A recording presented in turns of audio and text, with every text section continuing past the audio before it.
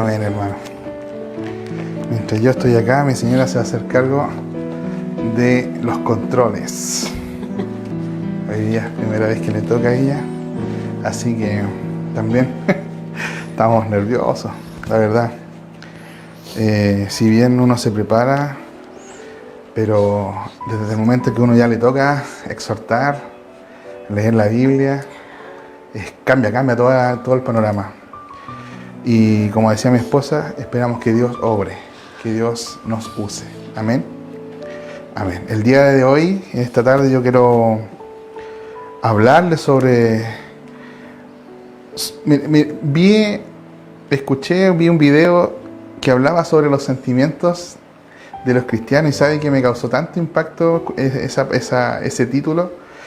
Y estos días estuve buscando,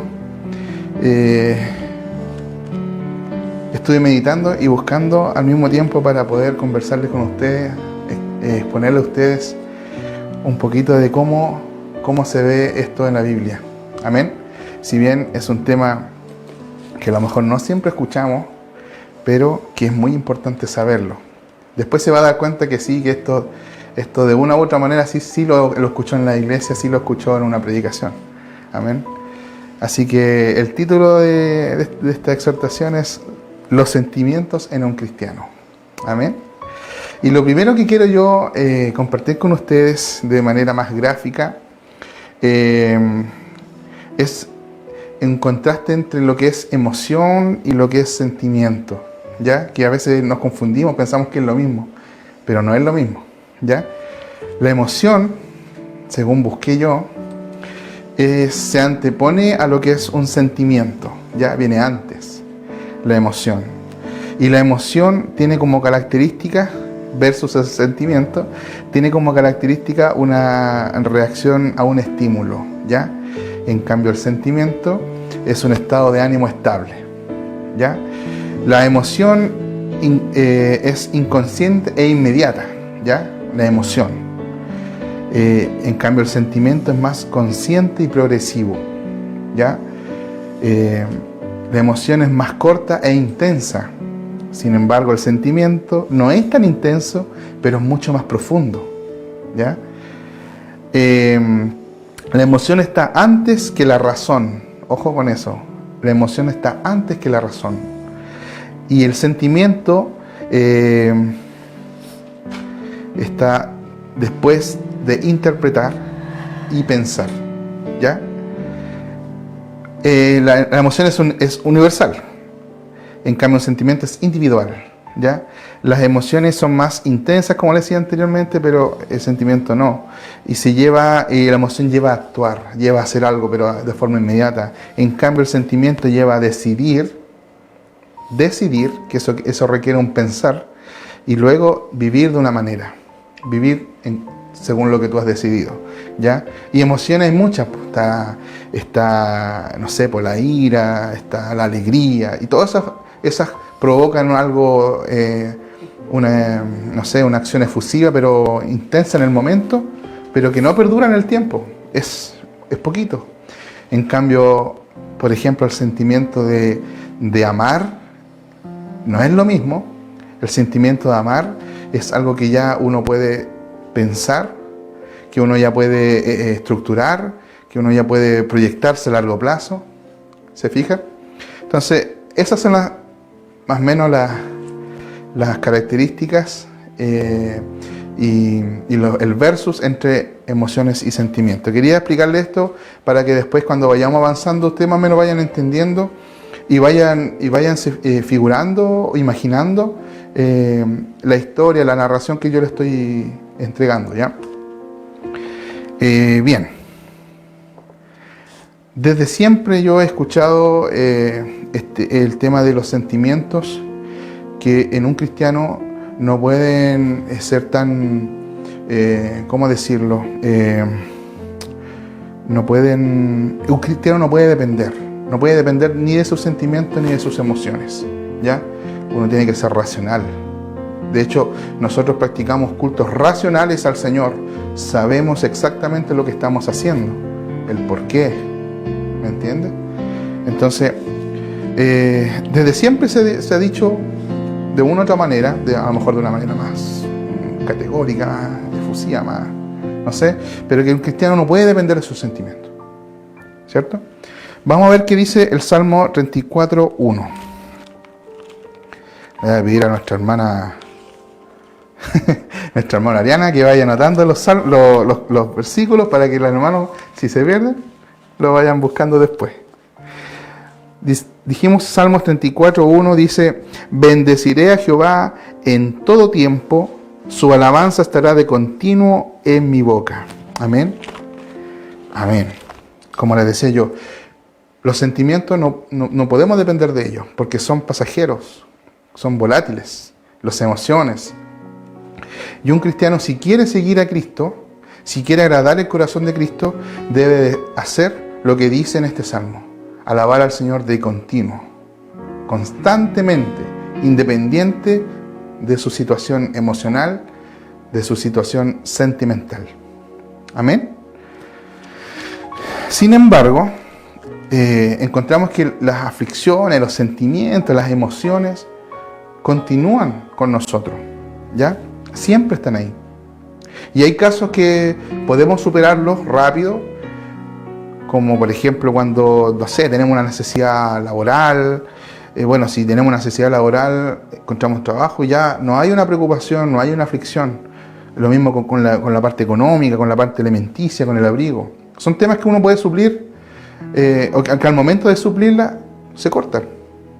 Ya uno no se acuerda más de eso, hasta que a lo mejor lo puede volver a vivir, pero ya uno retoma ese sentimiento, esa aflicción, esa preocupación, pero es nueva, ¿ya? No perdura en el tiempo cuando uno lo suple. Pero hay otras que sí se mantienen en el tiempo, independiente de lo que uno haga, de lo que uno desarrolle durante la vida, que son, por ejemplo, el dolor de una pérdida de un ser querido, una pérdida afectiva, la traición, el amor no correspondido, la envidia, el rencor, etcétera, etcétera. Y lo que yo quiero hablarles hoy día se trata mucho de este tipo de sentimientos, de este tipo de emociones, de las malas emociones, de los malos sentimientos. Amén. Quiero que nos pongamos, más o menos, nos mentalicemos en eso. De eso quiero hablar el día de hoy. Esa es la contingencia del día de hoy. Si yo veo las noticias, hay mucha gente sufriendo. Si yo veo las noticias, hay mucha gente que está reclamando algo, a lo mejor de una manera que no corresponde. Hay ira, hay rencor, hay mucho dolor en la gente. Y por eso quiero hablarle de esto, porque el día de hoy, nosotros los cristianos, los que seguimos a Cristo, también tenemos este tipo de emociones, este tipo de sentimientos. ¿Qué hacemos con esto? ¿Qué dice la Biblia al respecto? ¿Un cristiano debe ignorar los sentimientos y las emociones? Vamos a ver qué dice Eclesiastés 3, se traba la lengua. Vamos a buscarla. Eclesiastés. ¿A dónde estás, Eclesiastés? Oh, se me perdió. Ahí está. Eclesiastés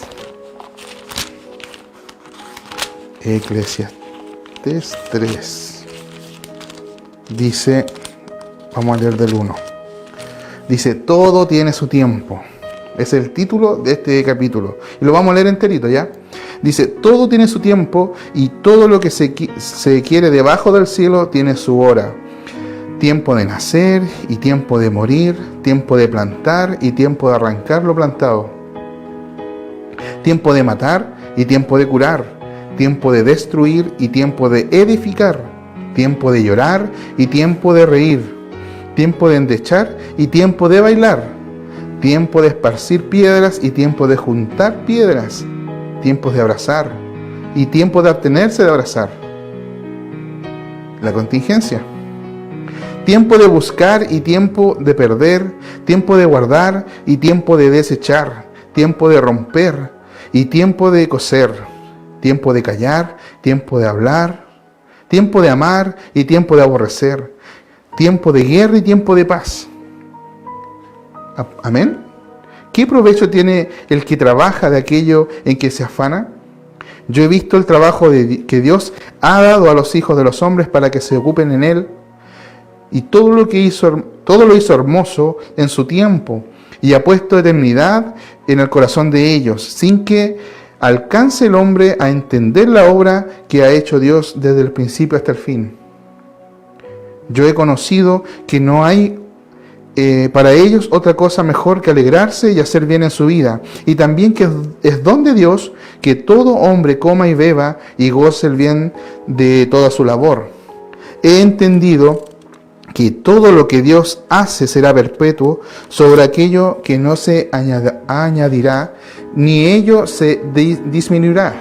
O sea, todo lo que Dios hace, como dice aquí, es perpetuo y no se ha de añadir y no se ha de quitar, ¿cierto? Y lo que hace Dios para que delante de Él, para que delante de Él teman los hombres, aquello que fue ya es, y lo que ha de ser fue ya. Y Dios restaura lo que pasó. Amén. Largo. Esto va a ser lo más largo que leemos.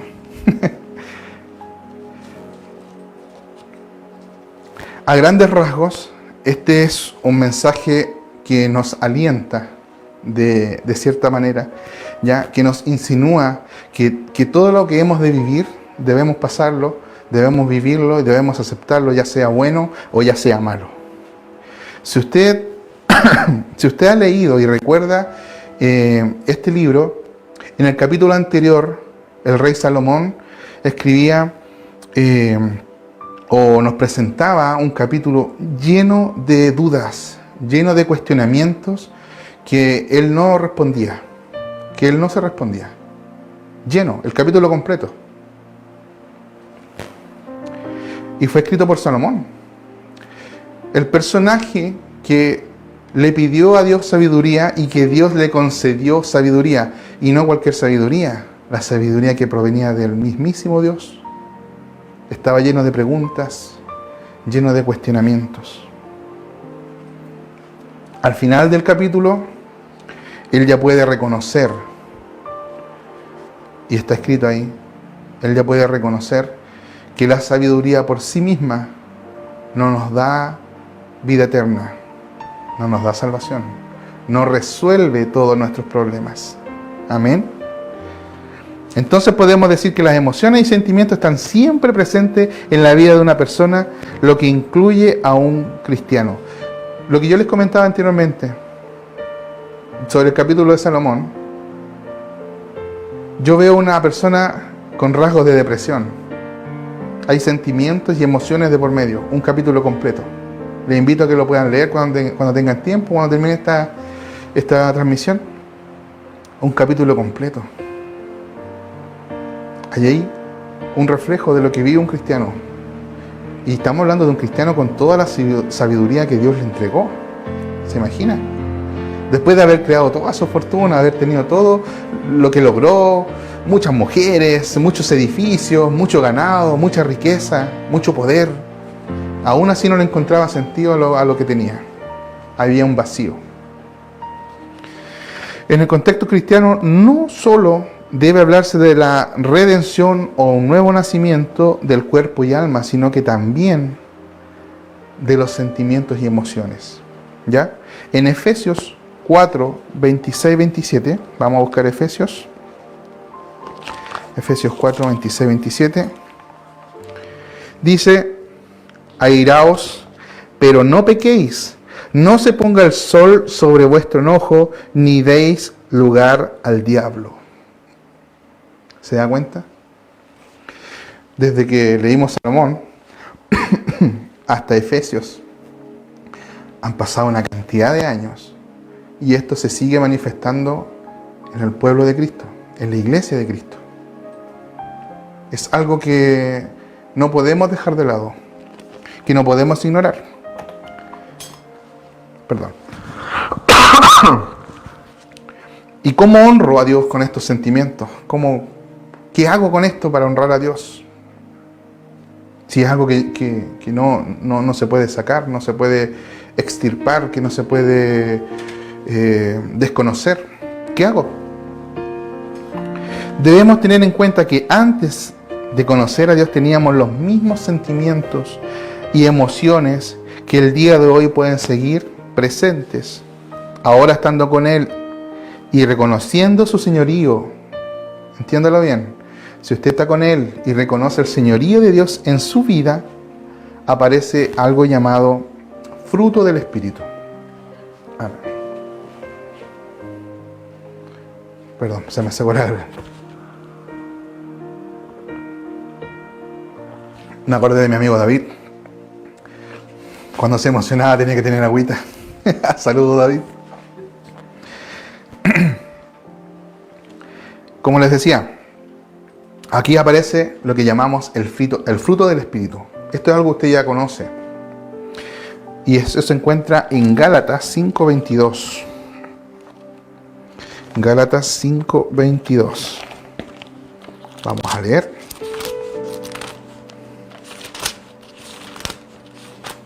Les diría que si lo encontró lo voy a leer, pero como no lo va a escuchar nadie, no le voy a decir. Gálatas 5:22 dice así: mas el fruto del Espíritu es amor, gozo, paz, paciencia, benignidad, bondad, fe, mansedumbre, templanza.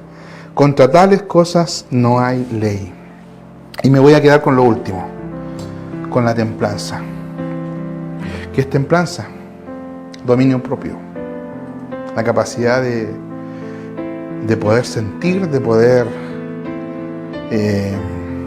tener estas emociones o sentimientos, pero controlarlos. Obtener o demostrar que poseemos estos frutos cuesta y cuesta mucho, ya que constantemente estamos siendo nosotros probados o estamos en ciertas circunstancias donde es probada nuestra templanza, es probada nuestra fe, es probada nuestro amor, es probado todas estas características que tiene el fruto del Espíritu. Si usted tiene a Cristo en su vida, debe demostrar frutos del Espíritu. Eso es sí o sí. Si usted tiene a Cristo en su vida, debe demostrar frutos del Espíritu. Pero cuesta. Cuesta mucho. Porque estamos contra nuestra propia naturaleza. No vivo yo, sino que Cristo vive en mí. Y ahora no soy yo, no es 100% mi naturalidad, sino que ahora es Cristo viviendo en mí, a través de su Espíritu Santo. Amén. Y como cuesta tanto, muchas veces fallamos. No siempre tenemos victoria. Cuando hay victoria, hay progreso, hay madurez, pero no siempre tenemos victoria.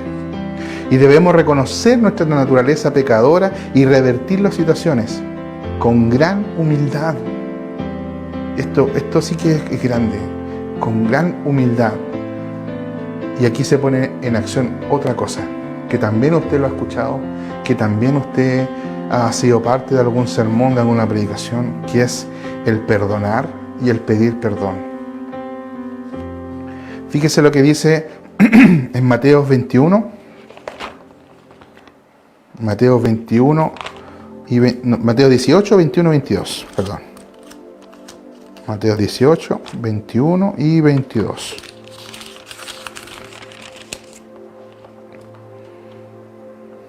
Dice: entonces se le acercó Pedro y le dijo: Señor, ¿cuántas veces perdonaré a mi hermano que peque contra mí? ¿Hasta 7? ¿Qué le dijo Jesús? No te digo hasta 7, sino aún hasta 70 veces 7. Y aquí quiero recalcar esta palabra que es el perdón, porque he escuchado tantas veces esto que les voy a contar, incluso en los cristianos que llevan años en la iglesia. Dicen: yo no perdono porque solo Dios perdona. Yo te puedo disculpar. Pero sabe que aquí no dice que Pedro debe disculpar. Aquí dice que Pedro debe perdonar. El Señor nos habla de perdonar. Y es un atributo que usted también puede tener, así como Dios lo ha tenido con nosotros. El perdonar. Porque cuando uno perdona, lo hace de verdad. Lo hace genuinamente. No solamente para a lo mejor dar tranquilidad a la situación, que ya los humos bajen, ¿no? esto es para siempre. Si usted perdona, es para siempre. Eso tiene que tenerlo claro. Como cristiano, no podemos decir, no, yo te disculpo, porque al rato, ¿qué pasa si vuelve a presentarse esa situación? De nuevo se repite la emoción, de nuevo se repiten esos sentimientos, y no hay crecimiento, no hay bendición, al contrario. Amén. Así que usted, hermano, usted, hermana, usted, querido amigo, amiga que está viendo esta transmisión, el ser humano fue llamado a perdonar y a pedir perdón. No solamente a perdonar, te perdono, no, a pedir perdón, a tener la humildad suficiente. Y no hablo de humildad, el ser pobre, el tener necesidad de algo. Hay humildad de espíritu. No hay altivez, no hay soberbia. Hay humildad, hay una intención de agradar no solamente a la persona que tiene al frente, sino que agradar al Señor. Y por eso hay bendición ahí. Amén. Por eso es que es importante perdonar. Esta acción puede destruir algunos sentimientos horribles que nos aquejan. Y es una opción que puede traer buenas y malas consecuencias en el caso de omitir esta acción. En el caso de que usted no quiera perdonar. Y para poder perdonar verdaderamente, primero debemos reconocer que Dios nos perdonó gratuitamente y desinteresadamente porque nos amó primero. Amén. Empiece con ese paso de humildad primero. No es usted, es Dios. No es usted, fue Cristo en el madero. En Hebreos 12, 14 al 15, vamos a leer Hebreos 12. Uy, se me pasó.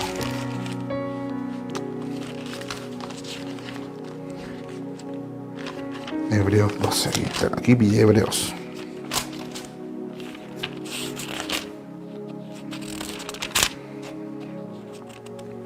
Versículos 14 y 15 dije, ¿cierto?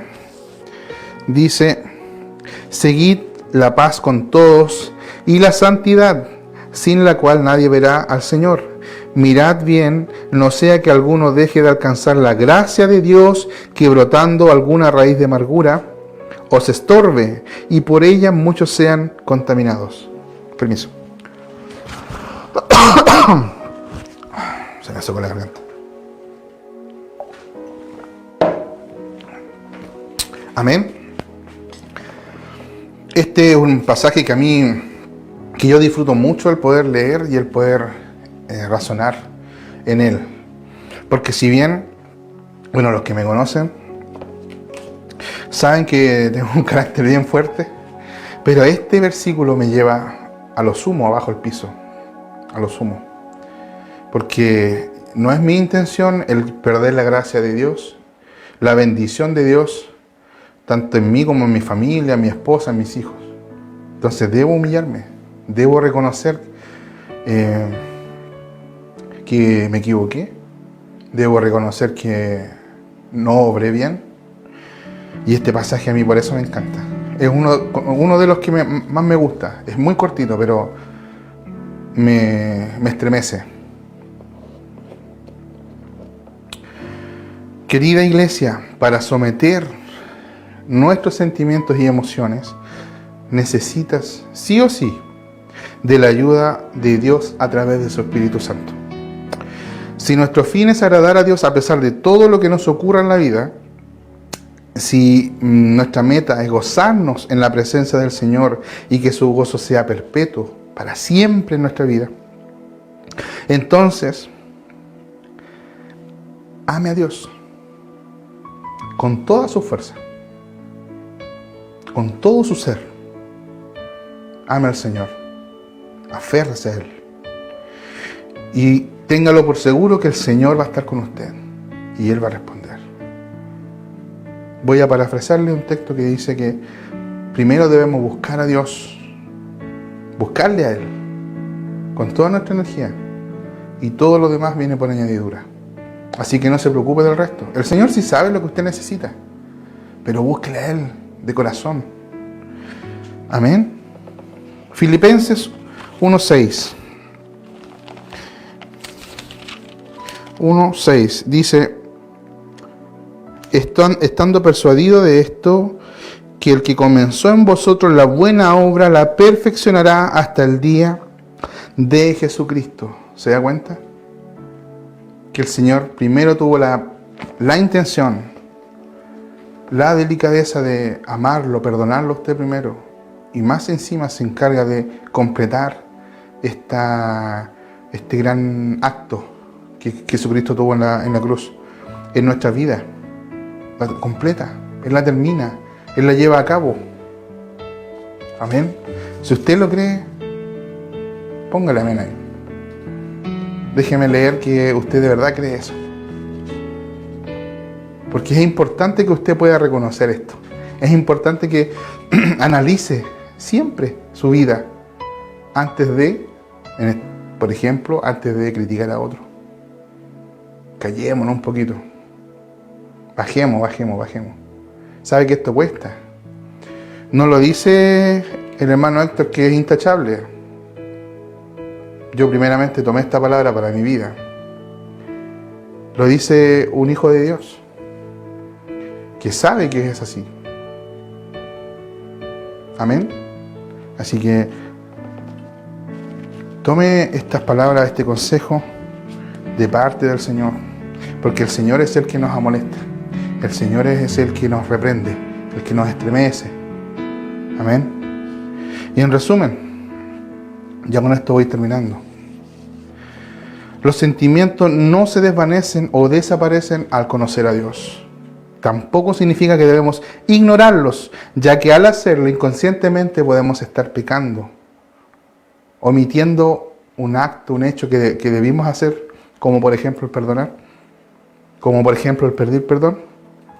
Al omitir esta acción estamos pecando, no estamos haciendo la voluntad del Señor, concretando algo que Dios a lo mejor tiene preparado para nuestra vida, pero ahí está estancado. ¿Por qué? Porque tú ni yo hicimos lo que debimos hacer. Amén. Ojo, no nos olvidemos que nuestros sentimientos nos pueden traicionar, nuestras emociones nos pueden traicionar. Debemos someterlos, nuestros sentimientos y emociones, someterlos con ayuda del Espíritu Santo a través de los dones espirituales y puntualmente con la templanza, como le decía yo, o el dominio propio. ¿Ya? No debemos confiarnos de nuestros sentimientos, emociones, como les decía anteriormente, porque están tal vez hoy, pero mañana no. Así de volátil. ¿Ya? Y hay un ejemplo de esto en nuestros propios templos, ¿ya? Y es una crítica muy, muy dura que me hago yo y que debe hacerse la iglesia. Una crítica muy dura. Es cuando estamos demostrando nuestros sentimientos y emociones en la iglesia. Al llorar, al reír, al gritar, al danzar, etcétera, etcétera. Y catalogar un culto con la presencia del Espíritu Santo, aludiendo que si no hay este tipo de manifestaciones, no hay presencia de Dios. Ojo ahí, porque muchas veces he escuchado el término del culto. Estuvo fome el culto, porque nadie levantó las manos. Oye, ni un hermano se arrodilló, ningún hermano pasó al altar cuando los llamaron. Ojo con querer tener manifestaciones emocionales y sentimentales en la iglesia y no realmente la presencia de Dios. Porque aunque nosotros no lo veamos, no lo sintamos, no lo escuchemos, igual hay presencia de Dios. Y aquí y en todos lados. Porque el Señor es omnipresente y omnipotente. Por lo tanto, no podemos nosotros con nuestra capacidad humana definir o catalogar un culto con o sin la presencia del Señor, con o sin la presencia del Espíritu Santo. Ver al hermano que no lloró, al hermano que no dobló sus rodillas, decirle: hermano, a ti te falta mucho del Señor. Tú no sabes cómo el Señor obra en su corazón. Tú no sabes todo lo que Él está pensando en este momento sobre su vida, porque nosotros, las personas, los humanos, no demostramos nuestras emociones ni sentimientos igual que todos. No somos clones. Unos son más extrovertidos y otros son más introvertidos. Por eso que no todos cantan, no todos gritan, no todos aplauden, no todos danzan. Porque son personas distintas. Amén. Ojo con eso. Ojo con decir, porque la lengua, eso es materia para otra predicación, la lengua. Ojo ahí. Ojo con que nuestra lengua suelte primero antes de pensar y razonar. Cuando sienta esto, antes que lo diga, acuérdese de esta predicación, hermano, joven. Acuérdate de esta predicación.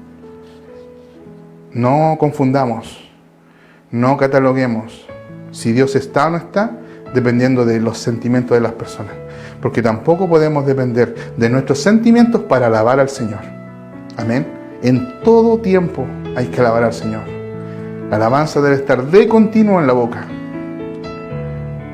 Amén. Si usted tiene flojera el día de mañana de conectarse, o no sé, puede estar en los martes de oración, gánele a sus sentimientos de flojera, a sus emociones, y participe. Rompa los esquemas. Libérese. Quiebre esas cadenas. Pida al Señor ayuda. Amén. Porque Él va a hacer, Él va a obrar. Lo único que tenemos que hacer, según lo que yo les dije anteriormente, es tener la sensibilidad, amén, en este tipo de circunstancias, la sensibilidad a su manifestación. Y no solo demostrarlo en un culto, y no solo demostrarlo en un templo, sino que también en nuestra vida entera, dentro o fuera, con o sin hermanos. Amén. Debemos ser íntegros. Cuesta, les vuelvo a repetir, si alguien les, hablándolo coloquialmente, si alguien le vendió la pomada de que el ser evangélico resuelve todos nuestros problemas, hermano, no es así. Joven, no es así. Tenemos los mismos problemas, pero confiamos en el Señor. Es muy distinto a vivir un duelo con el Señor y un duelo sin el Señor. Es muy distinto tener la necesidad de comida con el Señor que sin el Señor. Es muy distinto. Así que, querida iglesia, para terminar, les voy a dejar el versículo en Juan 16:33.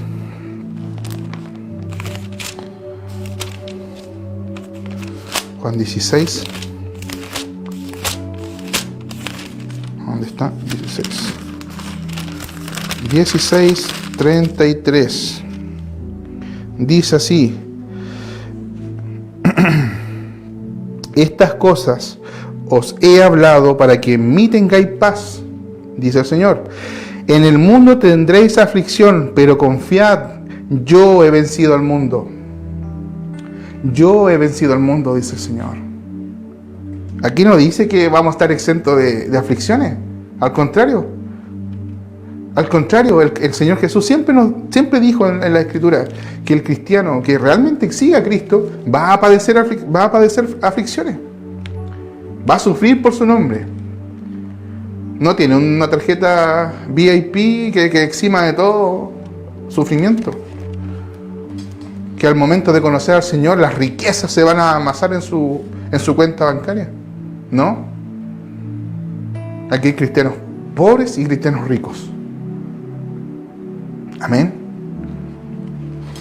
Pero confíe que el Señor tiene el control, que el Señor venció al mundo ya en el madero, para que usted tenga la vida eterna, para que usted tenga la victoria, para que usted pueda someter sus sentimientos y emociones en el Espíritu Santo y agradar al Señor. Amén. Vamos a orar. Padre amado, te damos gracias, Señor, por esta palabra tan bella que tú nos has entregado, Señor, el día de hoy. Primeramente a mí, en la intimidad, en mi corazón, en mi alma, que me has dado refrigerio, Señor. Gracias, Padre bendito, por todas las obras que tú haces con nosotros, Señor, por renovar tus misericordias día a día, Señor. Bendigo cada uno de tus hijos que está del otro lado, Señor, de esta pantalla, del otro lado de esta cámara. Los bendigo ahí en el lugar donde estén, ya sea estén solos o con su familia, ya sea en el lugar que estén. Los bendigo en el nombre de Jesús.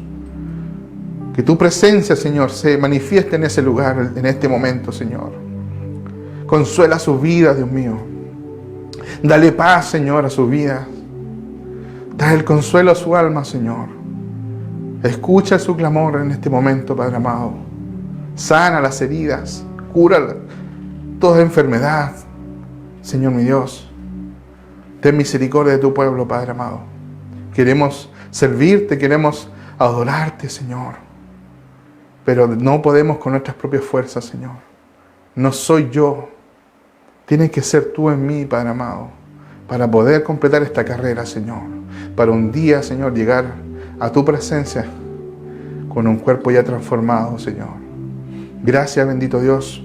Bendice a nuestros líderes, bendice a nuestros pastores, nuestros ancianos, Señor, de nuestra iglesia y en general de tu pueblo, Padre amado. Dejo todo en tus manos, Señor, en el nombre de Jesucristo, nuestro Salvador.